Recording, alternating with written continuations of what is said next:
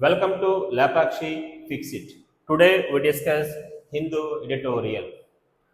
So మనం ఈరోజు Hindu paper చూస్తే మనకి ఇచ్చిన న్యూస్ పేపర్లో చూస్తే ఒక ఆర్టికల్ ఇచ్చాడు, అది చూద్దాం. ఫస్ట్ హెడింగ్ చూద్దాం. కాన్స్టిట్యూషనల్ క్లారిటీ అన్నాడు. ఇక్కడ క్లారిటీ అన్నాడు అంటే అప్పుడు దాకా వాళ్ళకి క్లారిటీ లేదన్నమాట, ఇక్కడ క్లారిటీ వచ్చింది అన్నాడు. On hearings on the presidential reference. ఇక్కడ టాపిక్ ఏంటంటే ప్రెసిడెన్షియల్ రెఫరెన్స్ అని ఒక టాపిక్ ఉంది. అదే మన ప్రజెంట్ ఇక్కడ ఇష్యూ, ఇక్కడ presidential reference. So on hearings అన్నాడు. ఇక్కడ మీనింగ్ వచ్చి హియరింగ్స్ అంటే లీగల్ సెషన్స్. మనం ఎక్కువ చూస్తుంటాం కోర్టులోకి మనం ఏదైనా కేసు ఫైల్ చేసినప్పుడు అస్తమానం హీరింగ్స్కి వెళ్తుంటారు. దాన్ని ఇక్కడ సో హీరింగ్స్ అన్నాడు, లీగల్ సెషన్. క్లారిటీ అన్నాడు. సో తెలుసు కదా, క్లారిటీ అంటే మనకి అంతా కూడా మధ్యమాట ఆన్సర్ ఒక ట్రాన్స్పరెన్సీ వచ్చింది, క్లారిటీ. సో ట్రాన్స్పరెన్సీ అని మనం చెప్పొచ్చు. ఇక్కడ మనం చూస్తే కాన్స్టిట్యూషనల్ అన్నాడు, రాజ్యాంగపరమైన అన్నాడు. సో మనకి ఇది రాజ్యాంగపరమైన ఒక క్లారిటీ వచ్చిందనమాట. అంటే ఇప్పుడు దాకా ఒక మనకి కన్ఫ్యూజన్స్ ఉన్నాయి, అవన్నీ తొలగించింది రాజ్యాంగపరమైన clarity. On hearings on the presidential reference అన్నాడు. Presidential reference proceedings strengthen case against delays by governors. ఇక్కడ డిలేస్ బై గవర్నర్స్ అన్నాడు. ఇక్కడ డిలే అంటే ఒక మీనింగ్ వచ్చి ప్రోక్రాస్టినేషన్ అని చెప్పొచ్చు. మనకు దీన్ని డిఫరల్ అంటాము, లేదంటే డిఫర్మెంట్ అని చెప్పొచ్చు. సో ఇక్కడ లేట్ చేసేస్తారంట గవర్నర్సు. సో ప్రొసీడింగ్స్ స్ట్రెంథెన్ అన్నాడు. ఇక్కడ స్ట్రెంథెన్ అంటే సపోర్ట్ చేయడం, లేదంటే బూస్ట్ చేయడం, ఆ మీనింగ్ ఇస్తున్నాడు. ప్రొసీడింగ్స్ అన్నాడు. ఇక్కడ ప్రొసీడింగ్స్ అంటే లీగల్ యాక్టివిటీస్ అని మనం తీసుకోవచ్చు, లీగల్ యాక్టివిటీ. సో ఎక్కువగా మనం ప్రొసీడింగ్స్ అనే పదాన్ని ఎప్పుడు రాస్తామంటే అసెంబ్లీ ప్రొసీడింగ్స్ అంటాడు, తర్వాత పార్లమెంట్ ప్రొసీడింగ్స్ అంటాడు, తర్వాత కోర్టు వచ్చినప్పుడల్లా ప్రొసీడింగ్స్ అంటాడు. ఇది బాగా గుర్తుపెట్టుకోండి. మనం ఎక్కువగా ఫిల్ ఇన్ ద బ్లాంక్స్ కానీ లేదంటే క్లోజ్ టెస్ట్ ఇస్తున్నప్పుడు మన బ్లాంక్స్ ఇచ్చినప్పుడు అసెంబ్లీ పక్కన డాష్ ఇవ్వచ్చు. Assembly proceedings, parliament proceedings, court proceedings. ఇక్కడ presidential reference proceedings strengthen case against delays by governors అన్నాడు. యాక్చువల్గా ఇక్కడ ప్రెసిడెన్షియల్ రెఫరెన్స్ని ఇక్కడ ఇలా చేసింది ఎవరంటే సెంట్రల్ గవర్నమెంట్ అనమాట. వాళ్ళేమో వాళ్ళ లాభం కోసం చేస్తే అదేమో రివర్స్ అయిందనమాట. సో స్ట్రెంథెన్ అయిందనమాట, వాళ్ళకి అపోజిట్గా పనిచేసిందంట. ఇక్కడ ఇచ్చిన జడ్జిమెంట్ కానీ ఇవన్నీ చూద్దాం. సో ఇదనమాట ఇక్కడ మనం చూసిన హెడ్డింగ్ చూసాము. ఇప్పుడు మనం సింపుల్గా దీన్ని సమ్మరీ చూద్దాము. ఎప్పుడు కూడా గుర్తుపెట్టుకోండి, మీకు సమ్మరీ అనేది బాగా గుర్తుందనుకోండి, ఎగ్జామ్ మీరు మనకి కాంప్రహెన్షన్ కానీ లేదా క్లోజ్ టెస్ట్ కానీ చాలా ఈజీగా చేయొచ్చు. ఒక్కొక్కసారి మీరు మొత్తం చదవకుండా కూడా చేయొచ్చు, ఎందుకంటే ఇది రియల్ ఇన్సిడెంట్ కాబట్టి మనం అంతా కూడా కరెక్ట్గా చేయొచ్చు. ఇప్పుడు ప్రజెంట్ ఏమవుతుందంటే ఇక టాపిక్ వచ్చి గవర్నరు, అలాగే సెంట్రల్ గవర్నమెంటు పక్కన ఉన్నారు. ఈ పక్కనేమో స్టేట్ గవర్నమెంటు, లేదా సింపుల్ చెప్పాలంటే అసెంబ్లీ అని చెప్పచ్చు. ఒక పక్కనేమో సుప్రీంకోర్టు. ఇదన్నమాట ఇష్యూ. సో ఇక్కడ ఏమైందంటే మనకు తెలుసు కదా, సో మనం అసెంబ్లీలో ఏం చేస్తారనమాట, ఒక బిల్లు రెడీ చేసి పంపిస్తారు. ఎవరు పంపిస్తారనమాట? గవర్నర్ పంపిస్తారు. ఆ గవర్నర్ ఏం చేయాలి అయితే బిల్లుని ఏం చేయాలన్నమాట, యాక్సెప్ట్ చేయాలి, లేదా మళ్ళీ వెనక్కి పంపించవచ్చు, లేదా కొన్ని సందర్భాల్లో ప్రెసిడెంట్కి రిఫర్ చేయొచ్చు. ఓకేనా? సో అయితే యాక్సెప్ట్ చేయొచ్చు, లేదంటే రిటర్న్ చేయొచ్చు మళ్ళీ అసెంబ్లీకి, లేదా ప్రెసిడెంట్కి రిఫర్ చేయొచ్చు. సో కానీ ఇక్కడ ఏం చేస్తారనమాట అంటే ఇక్కడ గవర్నర్ అనేవారు ఏంటనమాట, ఇక్కడ దీన్ని ఇన్యాక్షన్ అన్నారు. అంటే ఇక్కడ దీన్ని విత్ హోల్డ్ చేసేస్తున్నారు. విత్ హోల్డ్ అంటే రెసిస్ట్ చేస్తున్నారు. అంటే వాళ్ళ దగ్గర ఆపేస్తున్నారు. ఆ పంపిన బిల్లుని వీళ్ళు ఏం చేస్తారంటే ఏమీ చేయట్లేదు అనమాట, దాన్ని అక్కడ ఇన్యాక్షన్లో ఉంచుతున్నారు. సో మనకి ఇక్కడ ఒక చిన్న మైనస్ ఉన్నది ఏంటంటే, మనకి రాజ్యాంగంలో ఒక బిల్లుని ఎంత కాలంలోపు గవర్నర్ అనేది దాని మీద యాక్షన్ తీసుకోవాలని చెప్పి మనకి టైం లైన్ లేదు, అంటే ఒక టైం లిమిట్ లేదనమాట. ఆ ఒక్క రీజన్ ఇక్కడ వాడుకుంటున్నారనమాట గవర్నర్. సో గవర్నర్ ఎప్పుడు కూడా ఎవరు నామినేట్ చేస్తున్నారనమాట, సెంట్రల్ గవర్నమెంట్ అనేది నామినేట్ చేస్తుంది. ఇక్కడ ఏమవుతుందంటే, సో అపోజిషన్ పార్టీస్ ఉంటాయి కదా, అంటే నాన్ బీజేపీ ఎక్కడైతే ఏ స్టేట్స్లో ఉందో ఆ స్టేట్స్లో తెలుగు ఏం చేస్తారంటే ఇక్కడ వీళ్ళు గవర్నర్స్ని అక్కడ వాళ్ళు అపాయింట్ చేసుకుని వాళ్ళు తగ్గట్టు ఇక్కడ యాక్షన్ చేస్తున్నారు. యాక్చువల్గా మనకి ఇక్కడ స్టేట్ గవర్నమెంట్ అంటే ఏంటి, అసెంబ్లీ అంటే ఇక్కడ ఏంటనమాట, పబ్లిక్ అనే వాళ్ళు ఓట్స్ ద్వారా అక్కడ మనకి గవర్నమెంట్ ఎన్నుకుంటారు. సో వాళ్ళు అక్కడ గవర్నమెంట్ ఎన్నుకున్న దేనికోసం అనమాట, వాళ్ళకి ఏదన్నా చట్టాలు చేయడం కోసం, దానికోసం. అలాంటి పవర్స్ అంతా కూడా తీసుకెళ్లి చివరికి ఏం చేస్తున్నారనమాట, సెంట్రల్ గవర్నమెంట్ యాంటీగా ఉన్న, అంటే సెంట్రల్ గవర్నమెంట్ కాకుండా వేరే పార్టీ ఉన్న స్టేట్స్ మీద వీళ్ళకి కావాలని చెప్పి యాంటీగా బిహేవ్ చేసి గవర్నర్ ద్వారా అక్కడ పవర్స్ ని యూజ్ చేస్తున్నారు. సో చట్టం చేసే అధికారం ఎంతదనమాట, మనకు తెలుసు ఆర్టికల్ 200 అంటాము. ఇదనమాట గవర్నర్ యొక్క రైట్స్ గురించి చెప్పే ఆర్టికల్ 200 ఉంది కదా, అది. సో ఇదనమాట. అయితే మనం అప్పుడప్పుడు చూస్తాం గవర్నర్ ఒకసారి ఏం చేయొచ్చు అంటే, అక్కడ మనం చూస్తాం కదా ప్రెసిడెంట్ యొక్క రూల్ ని తీసుకురావచ్చు. దాన్ని ఆర్టికల్ 356 అంటాం, ఆర్టికల్ 356 అంటాం. సో ఇక్కడ ఏం చెప్తున్నాడంటే, ఎప్పుడైనా సరే గవర్నరు రాష్ట్రపతి పాలనలో పెట్టాలన్నప్పుడు సో ఎవరికి రిఫర్ చేస్తారన్నమాట, పేషెంట్కి. ఆ టైంలో కూడా దీని మీద సుప్రీంకోర్టు అనేది ఇన్వాల్వ్ అవ్వచ్చు అనమాట. సో అలాంటిది మేము ఆర్టికల్ 200 మేము ఇన్వాల్వ్ అవుతాము, మాకు దీంట్లో కూడా మాకు ఇన్వాల్వ్ అయ్యే ఛాన్స్ ఉంది అని చెప్పారనమాట ఇక్కడ సుప్రీంకోర్టు. యాక్చువల్గా సుప్రీంకోర్టు అనేది ఈ విషయంలోకి రాదు, కాకపోతే ఇక్కడ మరీ ఏంటంటే ఇక్కడ మరీ ఓవర్గా చేస్తారనమాట. ఇక్కడ యాక్చువల్గా central government versus state government అన్నట్టు అయిపోతుంది, బిల్లులను గట్ట అన్ని ఆపేస్తుంది. అది రీసెంట్గా చూసాం కొన్ని స్టేట్స్లో, మన తెలంగాణ కానీ తమిళనాడు కానీ అక్కడ ఇదే కండిషన్ అయిందనమాట. గవర్నర్ ఫుల్ యాంటీగా బిహేవ్ చేశారు. సో ఇప్పుడు ఏం చెప్పిందంటే, సో మీకు అధికారం ఉంది కానీ మీకు ఉండాల్సింది డిస్క్రిషన్ అని చెప్తుంది. ఎవరన్నమాట చెప్పింది, సుప్రీంకోర్టు. సో డిస్క్రిషన్ అని చెప్పేసింది. డిస్క్రిషన్ అంటే మీనింగ్ వచ్చి విజ్డమ్ అని చెప్పొచ్చు. మీకు వివేకం ఉండాలి, అంటే ఏది తప్పు ఏది ఒప్పో మీకు తెలుసు కదా, అంత టైం తీసుకోవద్దు. సో ఒక పక్కనేమో పబ్లిక్ ఏమో ఎన్నుకున్న వాళ్ళు చేసిన చట్టాలన్నీ కూడా వేస్ట్ అయిపోతున్నాయి. దీనివల్ల ఏంటనమాట, అంతా కూడా యాక్షన్స్ అన్ని ఆగిపోతున్నాయి. ఒక్క గవర్నర్ వల్ల ఇంత నష్టం జరుగుతుంది. సో గవర్నర్ ఎప్పుడు కూడా అలా ఉండకూడదు. సో ఒక టైంలో చేయాలి, లేకపోతే మేము వస్తాం రంగంలోకి అని చెప్పిందనమాట సుప్రీంకోర్టు. ఆల్రెడీ మీరు ఇలా ఉండొద్దని చెప్పి ఇప్పటికే ఏప్రిల్ 9న ఆల్రెడీ ఇచ్చేసిందనమాట. దీని మీద ఆల్రెడీ ఇప్పటికే జడ్జిమెంట్ పాస్ చేసేసింది. సో ఇప్పుడు దీని మీద మళ్ళీ సెంట్రల్ గవర్నమెంట్ ఏం చేసిందంటే ప్రెసిడెన్షియల్ రెఫరెన్స్ అని వాడుకొని కొన్ని క్వశ్చన్స్ని ఇప్పుడు ఇచ్చిందనమాట.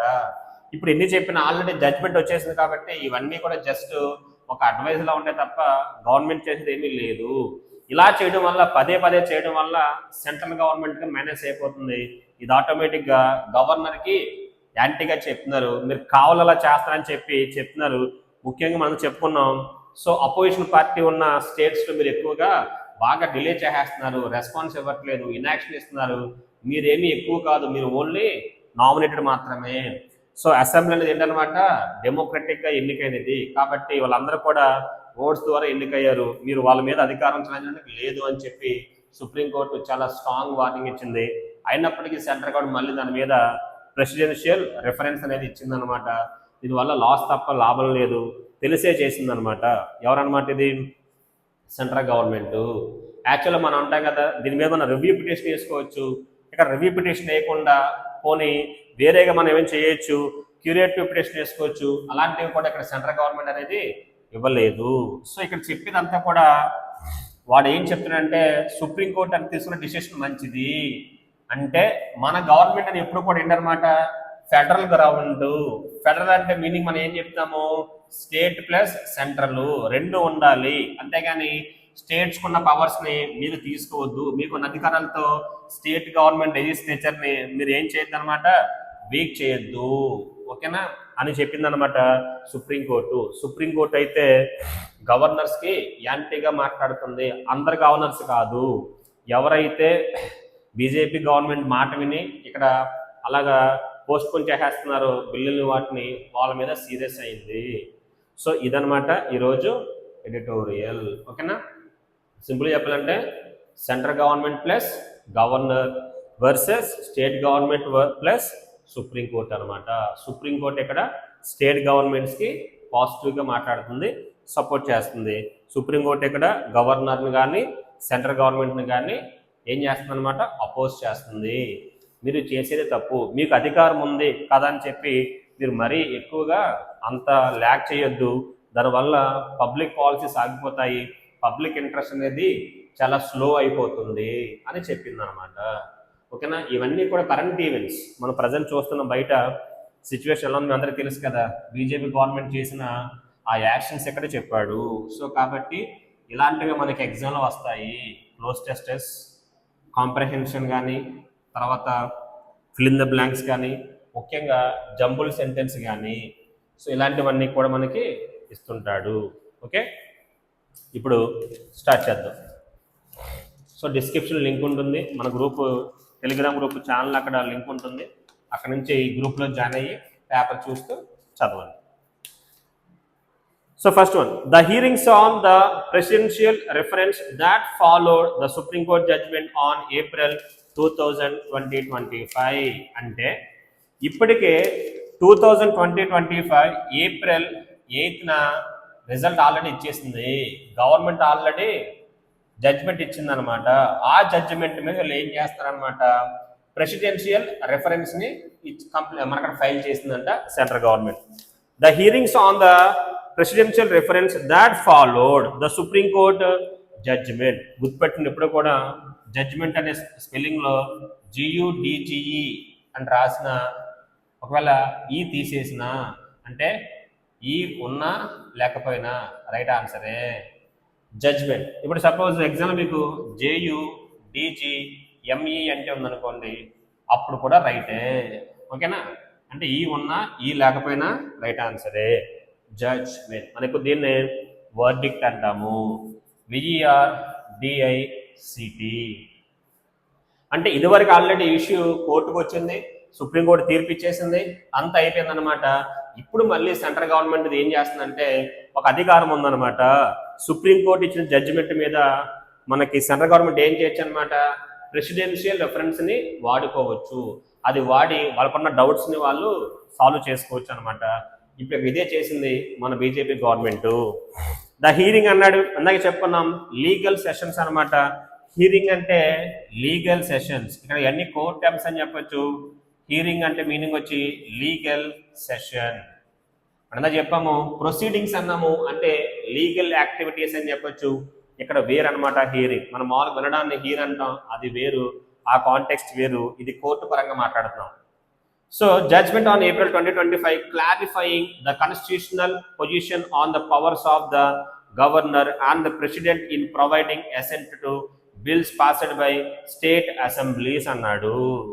సో ఇది మనకి స్పష్టంగా చెబుతుందంట, ఏం చెప్పిందంట, స్టేట్ గవర్నమెంట్ అసెంబ్లీలు పాస్ చేసిన బిల్లుని ఎక్కడి వరకు అంటే దాన్ని ఆమోదించాలి వద్దనే దానికి పవర్స్ ఎంతవరకు ఉన్నాయి. సో బిల్స్ చేసే అధికారం ఎవరికి ఉంది అక్కడ, గవర్నర్స్కి అలాగే ప్రెసిడెంట్కి. వాళ్ళ అధికారాలు ఏంటి, వాళ్ళు ఎక్కడి వరకు ఏమి చేయాలి, వాళ్ళకు లిమిటేషన్స్ ఉన్నాయి అని మనకి ఇక్కడ చెప్తుంది అనమాట ఈ యొక్క జడ్జ్మెంట్. సో క్లారిఫైయింగ్ అన్నాడు, క్లారిఫై చేస్తున్నాడు అనమాట, మొత్తం నీట్గా మనం క్లారిఫై చేస్తున్నాడు. ద కాన్స్టిట్యూషనల్ పొజిషన్, కాన్స్టిట్యూషనల్ అంటే రాజ్యాంగపరమైన పొజిషన్ అంటున్నాడు. ఆన్ ద పవర్స్ ఆఫ్ అంటే వాళ్ళకున్న అక్కడ పవర్స్ అంటే వాళ్ళ స్థాయి, వాళ్ళ పవర్స్ ఎంతవరకు ఉన్నాయి, ఆఫ్ ద గవర్నర్ అలాగే and the president in providing assent to bills passed by state assemblies. అక్కడ అసెంట్ అన్నాడు, ASSENT, అసెంట్ అంటే మీనింగ్ వచ్చి యాక్సెప్టెన్స్ అని చెప్పొచ్చు, ఇది పాజిటివ్ సెన్స్ అనమాట. ఇంకా సింపుల్ కావాలంటే మనం దీన్నే అప్రూవల్ అంటాము. సో మనం దీన్నే అగ్రిమెంట్ అంటాము. అగ్రిమెంట్ అన్నా అప్రూవల్ అన్నా యాక్సెప్ట్ అన్నా ఎసెంట్ అన్నా ఒకటే. ఇది వేరే స్పెల్లింగ్ ASCENT ఎసెంట్ అంటాడు. ఎసెంట్ అంటే రైజ్గా చెప్పండి. This is opposite to descent అని చెప్పొచ్చు. డిసెంట్ అంటే మీనింగ్ వచ్చి డిక్లైన్. ఇక్కడ యాక్సెప్టెన్స్ అనమాట, అంటే అప్రూవల్. అంటే ఇక్కడ మనకి ఏ సెన్స్ ఇది పాజిటివ్ సెన్సు. సో దానికి రీజన్స్ లేకుండా మీరు దాన్ని ఏం చేయకూడదు అనమాట, అపోజ్ చేయకూడదు. యాక్చువల్గా వీళ్ళు ఎప్పుడు మ్యాక్సిమం ఇక్కడ ఎసెంటే ఇవ్వాలి. 2 bills passed by state assembly, అంటే స్టేట్ అసెంబ్లీస్ చేసే చట్టాలకి గవర్నరు, కొన్ని సందర్భాల్లో ప్రెసిడెంట్, ఇద్దరి యొక్క ఆమోదం అనేది కావాలి. వాళ్ళకి పవర్స్ ఉన్నాయి. ఇక్కడ క్వశ్చన్లో హ్యావ్ లార్జ్లీ కన్ఫర్మ్డ్ దట్ అన్నాడు. అక్కడ చూడండి హ్యావ్ లార్జ్లీ, ఇప్పుడు అక్కడ హ్యావ్ అని రాశాడా, మనం చూడండి స్టార్టింగ్ చూడండి ద హీరింగ్స్ ఆన్ అన్నాడా, ద హీరింగ్స్ ఆన్ అన్నాడు చూడండి.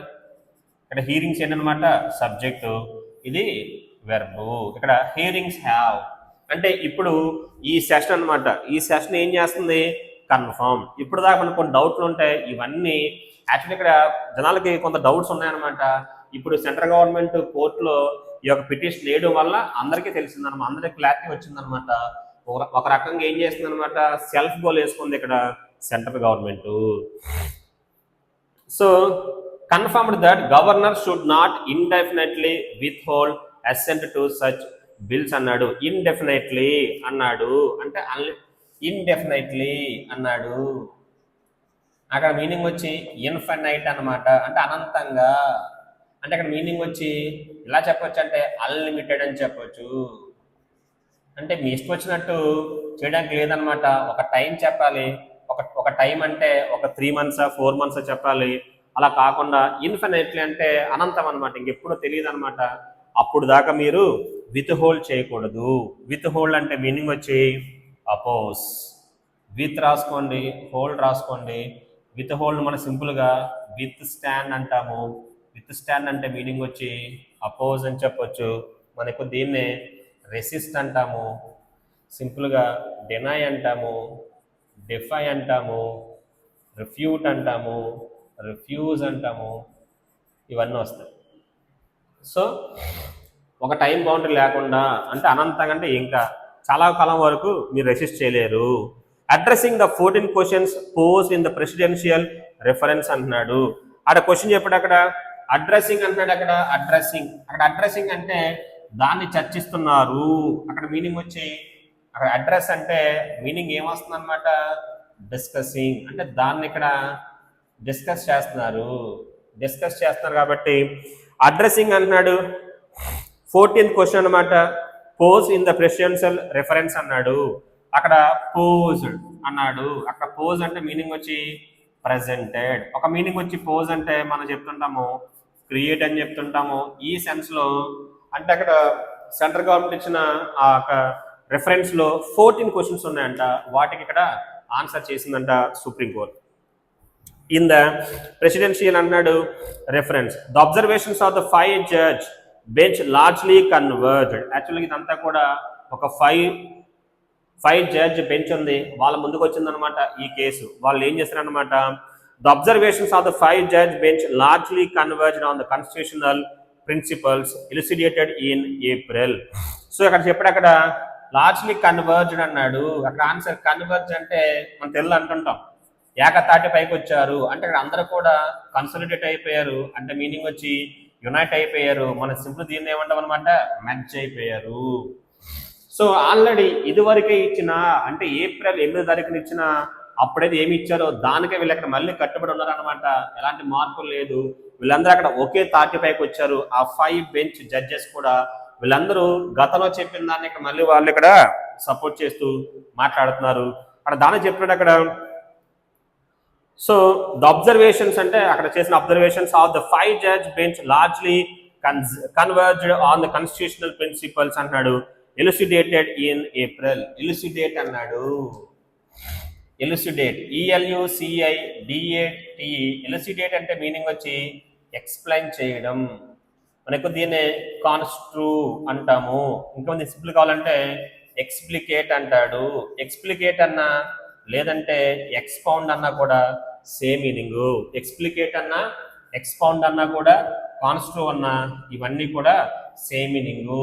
సో లాస్ట్ టైం ఆల్రెడీ వాళ్ళు కాన్స్టిట్యూషనల్ గా కొన్ని ప్రిన్సిపల్స్ ఉన్నాయి, అక్కడ వాళ్ళకంటే కొన్ని వాల్యూస్ ఉన్నాయి అనమాట, కొన్ని రూల్స్ ఉన్నాయి. మళ్ళీ అక్కడ వాళ్ళు దాన్నే సపోర్ట్ చేశారు, వాళ్ళు ఏమీ మారలేదన్నమాట. అప్పుడు చెప్పింది మళ్ళీ ఇప్పుడు చెప్పారు, అంతా కూడా రాజ్యాంగ పరంగానే చెప్పారు. So the question by the Chief Justice of India B.R. Gavai on whether the court should sit powerless అనమాట.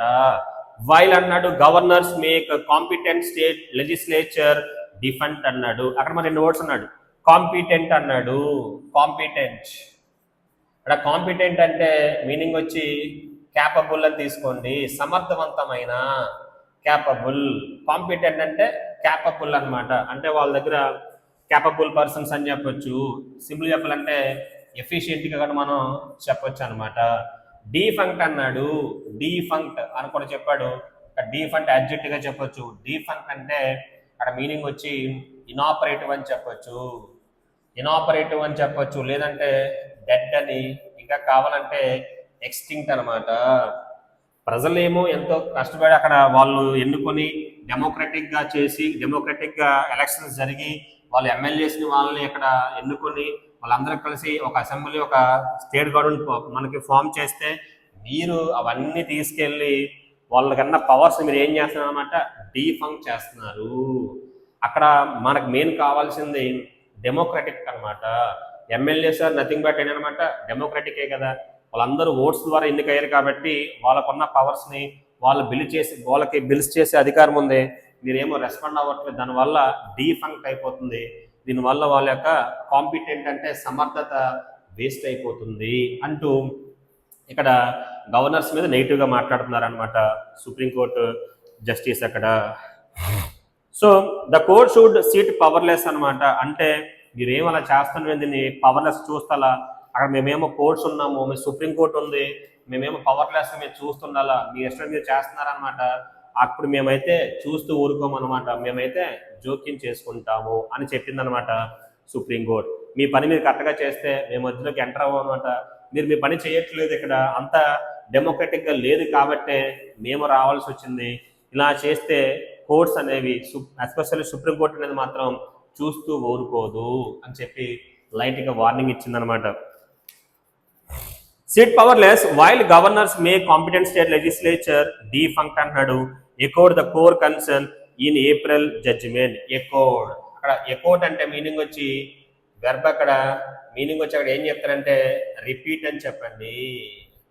సో అప్పుడు చెప్పింది మళ్ళీ ఇప్పుడు అదే చెప్పిందంట, అప్పట్లో అదే కోర్ కన్సర్న్. అక్కడ కన్సర్న్ అన్నాడు, అక్కడ కన్సర్న్ మీనింగ్ వచ్చి మ్యాటర్. ఇక అర్థం చేసుకోండి, ఒక మీనింగ్ కన్సర్న్ అంటే మనం వరి అంటాం, ఒక మీనింగ్ వచ్చి మ్యాటర్. అప్పట్లో గత జడ్జిమెంట్లో ఇదే కోర్ కన్సర్న్, ఎవరి పని వాళ్ళు చేసుకుంటే మేము జోక్యం చేసుకోము, మీరు మధ్యలో సో మరి అక్కడ అసెంబ్లీని వాడిని పవర్లెస్గా చేస్తే మేమైతే చూస్తూ ఊరుకోమని చెప్పారు కదా. మళ్ళీ అదే మాట ఇక్కడ మళ్ళీ ఒకసారి చెప్పారనమాట.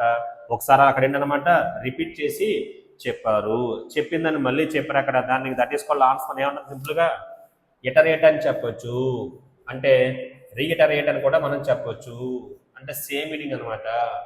సో చెప్పింది మళ్ళీ చెప్పారు కాబట్టి అలా రాశాడు.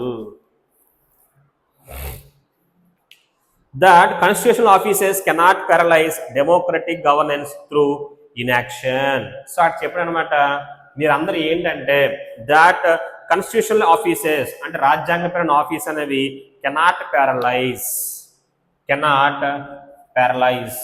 ఇంగ్లీష్లో ప్యారలైజ్ అనే పదం రాశాడు, అంటే ఒక మీనింగ్ వచ్చి క్రిపుల్గా చెప్పొచ్చు.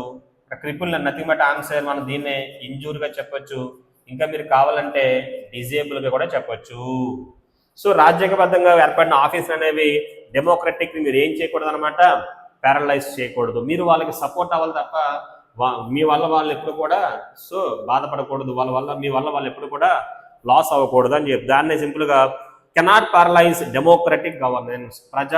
ప్రజాస్వామ్యమైన పాలనని మీరు ఏం చేయకూడదు అనమాట, వీకెన్. అంటే ప్యారలైజ్ అంటే తెలుసు, సో అలా చేయొద్దని చెప్పారు అనమాట. Through inaction. ఇన్యాక్షన్ అంటే మీనింగ్ ఏంటనమాట, ఇన్యాక్టివిటీ. ఇన్యాక్షన్ అంటే మీనింగ్ వచ్చి ఇన్యాక్టివిటీ, మీరు ఏ పని చేయకుండా, ఓకేనా, ఏదో సమాధానం చెప్పకుండా అవునా కాదా చెప్పకుండా అలా ఉంచేస్తే దానివల్ల డెమోక్రసీ అనేది దెబ్బతింటుంది అని చెప్తున్నాడు. While states under the council largely argued along political lines based on which parties governed them, these did not detract from thorough examination of Articles 200 and 201 during the proceeding. అక్కడ స్టేట్ కౌన్సిల్ లార్జ్లీ ఆర్గ్యూడ్ అన్నాడు. అక్కడ council అంటే లాయర్గా తీసుకోవచ్చు. ఒక meaning వచ్చి council అంటే సలహా ఇవ్వడం, కౌన్సిల్ నౌన్గా చెప్పడం అనుకోండి, మీనింగ్ వచ్చి లాయరు. అక్కడ అతను వాదిస్తున్నాడు అనమాట. ఏమని వాదిస్తున్నాడంట? పొలిటికల్ లైన్స్ బేస్డ్ ఆన్, ముఖ్యంగా పొలిటికల్ కొన్ని లైన్స్ అన్నారు, విచ్ పార్టీస్ గవర్నర్డ్ దెమ్ అనమాట. అంటే ఏ పార్టీస్ అనేవి రూల్ చేస్తాయో మాట్లాడుతూ these did not detract from thorough examination of articles. So these did not detract అన్నాడు. డిట్రాక్ట్ అంటే రెడ్యూస్, డిట్రాక్ట్ అన్నాడు. గర్భగా చెప్పండి, మీనింగ్ వచ్చి డిక్లైన్, తగ్గించలేమని చెప్తున్నాడు. Decline from thorough examination of articles 200 and 201 during the proceeding, which ఏదో చెప్పమని ఆల్రెడీ. సో 200 అంటే వాళ్ళకున్న అధికారం అనమాట, గవర్నర్కు ఉన్న అధికారము, దాన్ని ఏంటనమాట తగ్గించలేరు అని చెప్తున్నాడు. The argument that the constitution silence on specific timelines in these articles does not అనమాట grant unlimited discretion to governors remain compelling అన్నాడంట. The argument that the constitution silence on specific timelines, మనకి రాజ్యాంగంలో కొన్నిసార్లు టైం లిమిట్ ఇవ్వలేదని చెప్పి మీరు దాన్ని ఒక సాకుగా చూపించొద్దు. సో అది ఎందుకు ఇచ్చారంటే మీకు డిస్క్రిప్షన్ ఉంది కాబట్టి, మీకు అక్కడ మీకు కొంత నాలెడ్జ్ ఉంది కాబట్టి ఇచ్చారు. మీరు దాన్ని సాకుగా చూపించి మీరు ఏం చేయొద్దు అనమాట, నెగిటివ్గా చేయొద్దు అని చెప్పాడు. అదే ఒకటి చెప్పాడు అనమాట. The argument that the constitution silence అంటే రాజ్యాంగం యొక్క సైలెన్స్ అనేది on specific time lines. Time line అంటే time period or schedule. So in these articles does not grant unlimited description. మనం దగ్గర చెప్పుకున్నాం, డిస్క్రిప్షన్ అంటే అక్కడ మీనింగ్ వచ్చి విజ్డమ్ కానీ ఫ్రీడమ్ కానీ తీసుకోవచ్చు. మీకు పూర్తి స్వేచ్ఛ అంటే అనంతమైన స్వేచ్ఛ, అనంతమైన మీకు ఆ యొక్క ఫేవర్ ఇవ్వలేదని చెప్పి చెప్తున్నాడు. To governors remains compelling. ఇప్పటికీ అందరూ దాన్ని కంపెల్ చేస్తున్నారు. అలా చేస్తారు, ఓకే టైం తీసుకోవచ్చు అని మరి ఎంత టైం తీసుకుంటారా, అసలు రెస్పాన్స్ ఎవరని చెప్పి దీని మీద కొంత ప్రెజర్ అయితే వస్తుందన్నమాట బయట నుంచి కూడా. When the Solicitor General argued that governors serve as a check on hasty legislation. Sir అదేం కాదండి, స్టేట్ గవర్నమెంట్ చేసే చట్టాలు కొన్నిసార్లు చాలా ఫాస్ట్గా చాలా తొందరగా చేస్తుంటాయి, దానివల్ల కొన్ని నష్టాలు రావచ్చు కదా, అందువల్ల గవర్నర్ ఏంటంటే ఒక చెక్ చేసి ఒక ఫ్యాక్టర్ లాగా ఉన్నాడు అని చెప్పారంట సొలిసిటర్ జనరల్. అప్పుడు యాక్చువల్గా అయితే టైం తీసుకోవచ్చు, కానీ ఎంత టైం తీసుకుంటారు, అసలు మీరు ఏమీ చెప్పట్లేదు, ఓకే చేస్తున్నారా లేదా అసలు ఏంటో చెప్పట్లేదు కదా, ఇదే ఇక్కడ ప్రాబ్లం అని చెప్పాడు. అక్కడ అందుకే రాశాడు అక్కడ హేస్టీ అన్నాడు. ఇంగ్లీష్లో హేస్టీ అనే పదం యాడ్జెక్ట్గా తీసుకోండి, నౌన్ ఫామ్ కావాలితే హేస్ట్ అని తీసుకోండి, ఓకేనా, వెర్బ్ కావాలితే హ్యాజెన్ అని తీసుకోండి, సో యాడ్జెక్టివ్ ఫామ్ కావాలితే హేస్టీలీ అని తీసుకోండి. ఇది యాడ్ వెర్బ్ అనమాట. హేస్టీ అంటే స్పీడ్ అని చెప్పొచ్చు, స్పీడ్ ఆర్ ఫాస్ట్, ఇది నౌన్ అనమాట. స్పీడ్ కూడా నౌనే కదా, ఇదే కదా. హ్యాజ్ అండ్ వెర్బ్ అది కూడా చెప్పచ్చు మనం. కొన్నిసార్లు మనం దీన్నే స్పీడీ అంటాం, స్పీడీ రికవరీ. హేస్టీలీ కాబట్టి స్పీడీలీ అని చెప్పొచ్చు. సో తొందరగా అంటే కొన్నిసార్లు స్టేట్ గవర్నమెంట్స్ ఏం చేస్తున్నాయంటే కొన్ని చట్టాలు చేసి బిల్లులు చేసేస్తున్నాయి, దానివల్ల మనకి నష్టం జరుగుతుంది, అలాంటి వాటిని ఆపడం కోసం మాత్రమే గవర్నర్ ఇలా చేస్తానని చెప్పి అక్కడ సెంట్రల్ గవర్నమెంట్ ఫేవర్గా మాట్లాడుతున్నారంట solicitor general. The bench response also indicated the tension between these position and democratic principles. ఇక్కడ ఆ బెంచ్, ఆ 5 member జడ్జ్ ఆ బెంచ్ అంటుందంట కరెక్టే, కానీ ఇది ఎంత ఇంపార్టెంట్ అది ఎంత ఇంపార్టెంట్. ఒక పక్కనేమో సో డెమోక్రటిక్ ఎన్నికైన ఆ యొక్క అసెంబ్లీ నుంచి వచ్చిన మనం డీల్ కూడా చూసుకోవాలి కదా, మీరేం ఇలా చేస్తున్నారు, రెండింటి మధ్య ఒక డిస్ప్యూట్ ఏర్పడుతుందని చెప్పి చెబుతున్నారు. The bench response also indicated the tension between these position and democratic principles. Justice Vikram Nath's observation, the governors cannot sit over the wisdom of the legislature indefinitely was succinct అన్నాడు. సక్సింక్ట్ అంటే brief అని చెప్పొచ్చు. సక్సింక్ట్ అన్నాడు. సక్సింక్ట్ అంటే meaning వచ్చి brief అని, simple చెప్పాలంటే short అని, లేదా కావాలంటే లాకోనిక్ అని. చిన్నగా చెప్పాడు అనమాట. ఓకే, ఆల్రెడీ అసెంబ్లీ అక్కడ డెమోక్రటిక్ గా తీసుకున్న వాళ్ళ మీద పవర్స్ ఉన్నారు, మీరు వాళ్ళ మీద ఎంతకాలం అలాగా ఉంటారు, ఏదో మాట చెప్పాలి కదా అని చెప్పాడు అనమాట. అక్కడ చెప్పాడు చూడండి, అదే రాశాడు అక్కడ. Cannot SIT, governors cannot SIT అంటే ఉండలేరు over the wisdom of the legislature. Wisdom అంటే ఇప్పుడు ఎమ్మెల్యే కూడా అంత కదా విజ్డమ్ ఉంటుంది కదా, మీరు అనదర్ చేస్తున్నారు, మీరు దాన్ని డామినేట్ చేస్తున్నారు, మీరు దాన్ని రూల్ చేస్తున్నారు, అలా ఎంతకాలం చేస్తారని చెప్పి క్వశ్చన్ చేసిందంట మన courts. Cannot seat over the wisdom of the legislature. Legislature అంటే సో గ్రూప్ ఆఫ్ ఎమ్మెల్యేస్ మనం చెప్పొచ్చు, లెజిస్లేచర్ అంటాం, ఓకేనా, అసెంబ్లీ. దీన్ డెఫినెట్లీ వర్ సక్సీన్. అలా మీరు ఎంతకాలం వాళ్ళ విజ్డమ్ మీరు అక్కడ టెస్ట్ చేస్తారు, దానిలో టైం లిమిట్ లేదా అని చెప్పి క్వశ్చన్ చేశారు. The only opposition rule states have face prolonged delays అంటున్నాడు. మరీ ముఖ్యంగా ఇక్కడ ఎవరు ఫేస్ చేస్తారంటే అపోజిషన్ పార్టీస్, అంటే నాన్ బీజేపీ, అంటే బీజేపీ అలయన్స్ లో లేని రాష్ట్రాల్లో మాత్రమే ఇది జరుగుతుందంట. అదే చెప్పాడు అక్కడ. ప్రొలాంగ్డ్ అన్నాడు. ప్రొలాంగ్డ్ అంటే గర్భగా చెప్తే ఎక్స్టెండ్ చేయడం లేదా ఎక్స్పాండ్ చేయడం, బాగా లేట్ అయిపోతే ప్రొలాంగ్ అంటాం. మనం దీన్నే సింపుల్ గా లెంతెన్ అంటాము, లేదా ఎలాంగేట్ అని కూడా రాసుకోవచ్చు. ఎలాంగేట్ అన్నా లెంతన్ అన్నా ఒకటే. So that only opposition ruled states have face. దీన్ని ఫేస్ చేస్తుందంటే అపోజిషన్ పార్టీస్ ఉన్న స్టేట్స్ అంటున్నాడు అనమాట.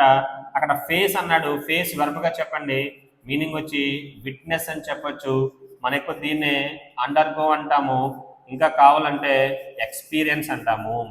సో ఇది ఎక్కువగా వాళ్ళే ఫేస్ చేస్తున్నారు, మిగతా వాళ్ళ తక్కువ అనమాట, వీళ్ళకే ప్రాబ్లం వచ్చింది. సో యాజ్ పాయింటెడ్ అంటాడు అనమాట. So out by Kerala's council. ఈ మాట చెప్పింది కేరళకు సంబంధించిన ఒక లాయర్ అనమాట, ఓకేనా. అక్కడ చూడండి, మనం కౌన్సిల్ అంటాము. కౌన్సిల్ నౌన్గా చెప్పారనుకోండి కమిటీగా చెప్పొచ్చు. ఇది కౌన్సిల్ అంటాము. నౌన్గా చెబితే మీనింగ్ వచ్చి లాయరు. ఇంకో మీనింగ్ కౌన్సిల్ అంటే సలహా ఇచ్చుట, అడ్వైస్. మనకు దీన్నే అడ్వకేట్ అంటాము. మనం మళ్ళీ అడ్వకేట్ లాయర్ కూడా చెప్పొచ్చు కదా. సో కౌన్సిల్ అంటాడు అనమాట. అక్కడ ఈ మాట ఎవరంటే కేరళకు సంబంధించిన ఒక లాయర్ అనమాట ఈ టాపిక్ రైజ్ చేశారంట. So suggest the constitutional framework itself is not ambiguous. మనకి రాజ్యాంగం అనేది చాలా స్పష్టంగా ఉంది. నాట్ అంబిగ్యువస్ అన్నాడు, నాట్ అంబిగ్యువస్ అన్నాడు. అంబిగ్యువస్ అంటే అన్క్లియర్. ఇక్కడ మీనింగ్ వచ్చి నాట్ అన్క్లియర్, నాట్ అన్న తీసేస్తే మీనింగ్ వచ్చి ఇక్కడ క్లియర్. రాజ్యం అనేది అందరికీ సమానంగా ఉంది, ఇక్కడ ఒకరు ఎక్కువ ఒకరు తక్కువ కాదనమాట. అలాంటిది మీరు ఎలా చేస్తారని చెప్పి అక్కడ కోర్టు అనేది చెప్తుంది అనమాట. మీరు కొంతమందికి ఫేవర్ చేస్తున్నారు, మీ పార్టీస్ ఉన్న అక్కడ ఒకలా చూస్తున్నారు అని చెప్పి ఇక్కడ కోర్టు అనేది మళ్ళీ చెప్పింది అనమాట. So suggested the constitutional framework అంటే ఒక స్ట్రక్చర్, ఫ్రేమ్వర్క్ అంటాడు అంటే మీనింగ్ వచ్చి structure. So itself is not ambiguous but that its application has become selective అంటున్నాడు. అక్కడ ఆన్సర్లో సెలెక్టివ్ అంటే మనకి చూడండి, సెలెక్టివ్గా అంటే కొంతమందికే, లిమిటెడ్ ఉంటే అందరితో ఒకేలా ఉండాలి అంతే కదా. కానీ ఇక్కడ ఏం చేస్తారనమాట, అపోజిషన్ పార్టీ వాళ్ళతో వేరేగా ఉన్నారు కాబట్టి ఇక్కడ లిమిటెడ్ పర్సన్స్తో మీరు ఒకలా బిహేవ్ చేస్తున్నారు, ఇది మంచిది కాదు. రాజ్యాంగం చాలా క్లియర్గా చెప్పింది అలా చేయొద్దని, అందరూ సమానమే అని. The bench's examination of why judicial review applies to governor's recommendation and article 356 అంటున్నాడు. పక్కన the bench's examination of why judicial review. అప్పుడప్పుడు ఏం చేయొచ్చు అనమాట, ఒకవేళ ఒక రాష్ట్రంలో రాష్ట్రపతి పాలన పెట్టాలంటే అప్పుడు గవర్నర్ ఏం చేస్తారనమాట, అక్కడ చెప్తారనమాట, మనకి సెంట్రల్ గవర్నమెంట్ వాటికి అక్కడ రెఫర్ చేస్తారు. ఆ టైంలో కూడా సుప్రీంకోర్టు వచ్చి మధ్యలో ఏం చేయొచ్చు అనమాట, ఇంటర్ఫీర్ అవ్వచ్చు. పక్కన చెప్పచ్చు చూడండి, జ్యుడిషియల్ రివ్యూ అంటే సుప్రీంకోర్టు జోక్యం చేసుకోవచ్చు. Applies to governor's recommendation. ఎప్పుడైతే గవర్నర్ రికమెండ్ చేస్తారో అండర్ ఆర్టికల్ 356 ప్రెసిడెంట్ రూల్ అనమాట. అంటే గవర్నర్ తీసిన రూల్నే మేము ఏం చేస్తాం అనమాట, మేము రివ్యూ చేస్తాము. అలాంటిది మేము ఎందుకు గవర్నర్ మీద మాట్లాడకూడదు అని చెప్పారనమాట. మాకు అధికారం ఉంది అని చెప్పింది అనమాట ఇక్కడ సుప్రీంకోర్టు, ఓకేనా. మాకైతే అధికారం ఉంది, మేము కూడా కంట్రోల్ చేయగలం అనమాట గవర్నర్ అని చెప్పి సుప్రీంకోర్టు ఇక్కడ సీరియస్ అవుతుంది. So under article 356 president's rule but supposedly not to actions under article 200 assent bills. ఓకేనా, అలానే ఎందుకు జోక్యం చేసుకోకూడదు గవర్నర్ యొక్క డిసిషన్ మీద, అది కూడా ఎస్పెషల్లీ ఆర్టికల్ 200 అనమాట, రిగార్డింగ్ బిల్స్ అని చెప్పాడు. హైలైటెడ్ పొటెన్షియల్ ఇన్కన్సిస్టెన్సీ అనమాట, మనం దీన్ని బట్టి చెప్పొచ్చు అనమాట. హైలైట్ చేస్తున్నారు, పక్కన పొటెన్షియల్ అన్నాడు. పొటెన్షియల్ అంటే పాసిబుల్, పొటెన్షియల్ అంటే అక్కడ మీనింగ్ వచ్చి పాసిబుల్ గా చెప్పండి. మనం దీన్ని బట్టి చెప్పచ్చు అనమాట. అక్కడ ఇన్కన్సిస్టెన్సీలు ఉన్నాయి అంటే ఇన్స్టెబిలిటీ ఉంది, అంటే సెంట్రల్ గవర్నమెంట్ కి స్టేట్ మధ్య ఏదో మొత్తం మీద డిస్ప్యూట్స్ ఉన్నాయని అర్థమవుతుందంట. In arguments defending unlimited discussion for governors అనమాట. మనం దీన్ని బట్టి చెప్పొచ్చు అనమాట. అక్కడ అన్లిమిటెడ్ అంటున్నాడు, డిస్క్రిప్షన్ అంటున్నాడు అనమాట ఫర్ గవర్నర్స్. ఓ పక్కనేమో అది డిఫెండ్ చేస్తే ట్రై చేస్తుంది అనమాట. అలాంటి టైంలో ఈ రిప్లై ఇచ్చిందనమాట మన courts. The proceedings related to the questions posed అన్నాడు in the precedents reference demonstrate why the April judgment framework remains constitutionally sound అంట. ఇప్పుడు చివరికి అర్థమైంది అనమాట. అప్పట్లో ఇచ్చిన అది ఉంది కదా, అది కూడా ఇప్పటికి సౌండ్ గా ఉంది అన్నాడు. అక్కడ సౌండ్ అంటే మీనింగ్ వచ్చి స్ట్రాంగ్, ఒక మీనింగ్ సౌండ్ అంటే మీనింగ్ వచ్చి రిచ్, ఒక మీనింగ్ సౌండ్ అంటే హెల్దీ. ఏ సెన్స్ ఇది? Positive sense. సౌండే అడ్జెక్టివ్, సౌండే నౌను, సౌండే వెర్బ్. ఓకేనా, సో ఇవన్నీ చూసుకుంటే మేము లీగల్గా చెప్పాము, అంతిమ రాజ్యాంగ పరంగా చెప్పాము. మేము అప్పట్లో ఇచ్చిన ఏప్రిల్ 9th ఇచ్చిన ఆ జడ్జ్మెంట్ ఇప్పటికి కూడా చాలా స్ట్రాంగ్ గా ఉంది అని చెప్పుకుందనమాట ఇక్కడ supreme court. So the proceedings related to అంటే ప్రజెంట్ అవుతున్న ఈ లీగల్ యాక్టివిటీస్ అనమాట. దీనికి సంబంధించి to the questions. A questions అవి? పోజ్డ్. చెప్పమని ఆల్రెడీ పోజ్ అంటే ప్రెజెంటెడ్. సో అక్కడ మనం చెప్పడా కదా, ఆ రెఫరెన్స్ లో ఉన్నాయి కదా, అక్కడ పోజ్ అంటే ఇక్కడ మీనింగ్ వచ్చి ప్రెజెంటెడ్. సో మేము చెప్తానమాట, వాటికి మాట్లాడుతున్నాడు. In the presidential reference demonstrate why the April judgments framework remains. అది ఇప్పటికీ అలాగే ఉందన్నమాట. ఎలా ఉందంట? Constitutionally sound and necessary to maintain the balance between. అది అలా ఉంటేనే అప్పుడు ఏమవుతుందన్నమాట, మెయింటైన్ అవుతుందంట. ఏంటన్నమాట అది? బ్యాలెన్స్ అంటున్నాడు. ఎవరి మధ్య అంటున్నాడు అనమాట? Between federal cooperation and state autonomy. ఇంగ్లీష్లో అటానమీ అంటే మీనింగ్ వచ్చి ఫ్రీడము, అంటే సెంట్రల్ ప్లస్ స్టేట్ కొన్ని విషయాల్లో ఉండాలి, కొన్ని విషయాల్లో స్టేట్కి స్పెషల్గా పవర్స్ ఉండాలి. అక్కడ దాన్ని state autonomy, autonomy means power అని చెప్తున్నాడు. సో అదే వాడు చెప్పింది. So framework remains constitutionally sound and necessary to maintain the balance between federal cooperation and state autonomy. The question from these hearings is on why the center choose this unusual route. యాక్చువల్గా judgement ఇచ్చేసింది, అయిపోయింది. కానీ యాక్చువల్గా చేస్తే central government మధ్య ఇక్కడ 2 options ఉన్నాయి. ఒకటి రివ్యూ పిటిషన్ వేసుకోవచ్చు. ఓకేనా, ఏదైనా డౌట్స్ ఉంటే అక్కడ ఏదైనా కావాలంటే మళ్ళీ ఒకసారి రివ్యూ పిటిషన్ అనేది వేసుకోవచ్చు. లేదనుకోండి క్యూరేటివ్ పిటిషన్ ఉంది కదా, అది కూడా వేయచ్చు. ఇక్కడ ఏం చేస్తుందన్నమాట, సెంట్రల్ గవర్నమెంట్ కూడా 2 ఆప్షన్స్ ఉన్నాయి. ఆ 2 వదిలేసి ఇక్కడ ఏం చేస్తుందన్నమాట, ప్రెసిడెన్షియల్ రెఫరెన్స్కి వెళ్ళింది. ఇక్కడ సెంట్రల్ గవర్నమెంట్ కి 2 ఉన్నాయి ఆప్షన్స్. ఒకటి రివ్యూ పిటిషన్ వేసుకోవచ్చు, సెకండ్ది క్యూరేటివ్ పిటిషన్ అనమాట. 2 కూడా అప్లై చేసుకోవచ్చు. కానీ ఇక్కడ ఆర్డ్ గా బిహేవ్ చేసింది. సో ఏంటనమాట, ఇక్కడ తీసుకెళ్లి ప్రెసిడెన్షియల్ రెఫరెన్స్కి వెళ్ళింది అనమాట. దీనివల్ల దేని ఉపయోగం ఉండదు. సో దీనివల్ల కోర్టు ఏం చెప్తుంది అనమాట, దీనివల్ల మనకి ఒక అడ్వైస్ మాత్రమే ఇస్తుంది. కానీ గతంలో ఉంది కదా జడ్జిమెంట్, దాన్ని ఏం మార్చారనమాట. సో ఇది నిజంగా ఒక ఫూలిష్ థింగ్ అని చెప్తున్నాడు. మీకు జడ్జిమెంట్ మారాలంటే మీరు ఇలా చేయాలి, review petition or curative petition వేసుకోవాలి కదా. కానీ మీరేం చేశారనమాట, ప్రెసిడెన్షియల్ రెఫరెన్స్కి వెళ్ళారు. దీనివల్ల ఏంటనమాట, ఇచ్చిన జడ్జిమెంట్ మళ్ళీ మార్చే అవకాశం లేదు. ఇప్పుడు మీరు ఏం చేస్తుంది, జస్ట్ కోర్టు మీకు ఏమేస్తుంది, సలహా మాత్రమే ఇస్తుంది. Only advice are legal opinion మాత్రమే ఇస్తుంది. ఇదొక అన్యూజువల్ థింగ్ అంటున్నాడు. అన్యూజువల్ అంటే మనం ఇక దీన్నే క్వీర్ అని, క్విక్ అని, లేదంటే ఆడ్ అని, లేదంటే అబ్నార్మల్ అంటాము. సో ఇలాంటి పని చేశారేంటి? సో ఈ విషయంలో సెంట్రల్ గవర్నమెంట్ అనేది ఫూలిష్ గా బిహేవ్ చేసింది అంటున్నాడు. వాళ్ళకున్న పవర్స్ ను వాడుకోకుండా ఈ మార్గం అనేది కరెక్ట్ కాదని చెప్పి దీనివల్ల వాళ్ళకి పెద్ద లాభం లేదని చెప్తున్నాడు. Unusual route as scholars have established. ఇప్పటికే చెప్పారంట, an advisory opinion by the court under article 143 does not override అన్నాడు. ఆన్సర్ ఓవర్రైడ్ అన్నాడు. అక్కడ ఓవర్రైడ్ అంటే మీనింగ్ వచ్చి ఓవర్ రూల్. మనం దాన్ని ఏంటనమాట ఇక్కడ రివర్స్ చేయలేదు, మార్చలేదు. అంటే గతంలో ఇచ్చే జడ్జిమెంట్ ఇది మార్చలేదు కదా, మీరు ఇచ్చింది ప్రెసిడెన్షియల్ రిఫరెన్స్, దానికి పవర్స్ తక్కువ. సో అబైండింగ్ జడ్జిమెంట్ అంటే ఆల్రెడీ ఇచ్చిందనమాట జడ్జిమెంట్ అండ్ ఆర్టికల్ 141 ఇది సెంటర్ జెన్యున్లీ సాట్ క్లారిటీ, నిజంగా సెంట్రల్ గవర్నమెంట్ నిజంగా క్లారిటీ కావాలితే ఆన్ ఏప్రిల్ జడ్జిమెంట్ ఏం చేయాలన్నమాట, వెల్ ఎస్టాబ్లిష్డ్ అంటే బాగా ఫేమస్ అయిన జ్యుడిషియల్ ప్రొసెసెస్ ఉన్నాయంట. ఏంటవి? Such as review petition or curative petitions. అక్కడ క్యూరేటివ్ అన్నాడు అంటే మీనింగ్ వచ్చి రెమిడియల్ అని తీసుకోండి. రెమిడియల్ లేదా ఆల్టర్నేటివ్, ఆల్టర్నేటివ్ కాదు ఆల్టరేటివ్, చేంజబుల్ అని, ఆల్టర్నేటివ్ కాదు. So were available when the courts final reply to the reference is received. చివరికి వచ్చిన తర్వాత ద సెంటర్ షుడ్ యాక్సెప్ట్, అక్కడ సెంటర్ కన్ఫర్మ్ గా యాక్సెప్ట్ చేయాల్సిందే ద కాన్స్టిట్యూషనల్ బౌండరీస్. ప్రతిదానికి రాజ్యాంగపరమైన హద్దులు ఉంటాయి. ఇక్కడ సెంట్రల్ గవర్నమెంట్ కూడా ఆ హద్దుల్లో లోపలే ఉండాలి. కాబట్టి ఇక్కడ చెప్తున్నాడు that the April judgment and these proceedings have reinforced. యాక్చువల్గా అప్పుడు ఇచ్చిన జడ్జిమెంటే స్ట్రాంగ్, దానికి మళ్ళీ ఇప్పుడు ఇచ్చిన కొత్తగా ఇచ్చిన దీస్ ప్రొసీడింగ్స్ అంట హ్యావ్ రెయిన్ఫోర్స్ అన్నాడు. REINFORCE రెయిన్ఫోర్స్ అంటే మీనింగ్ వచ్చి స్ట్రెంథెన్, ఇంకా బలం వచ్చిందనమాట. ఇక్కడ సెంట్రల్ గవర్నమెంట్ ఏదో చేద్దాం అనుకుంటే ఏదో జరిగిందనమాట, వాళ్ళకి ఇక్కడ ఇది నెగిటివ్ గా పనిచేసింది. యాక్చువల్గా వాళ్ళు అక్కడ అడ్వాంటేజ్ గా తీసుకుందాం అనుకుంటే అది రివర్స్ అయిందనమాట. సో ఆపోజిట్ గా పనిచేసిందంట.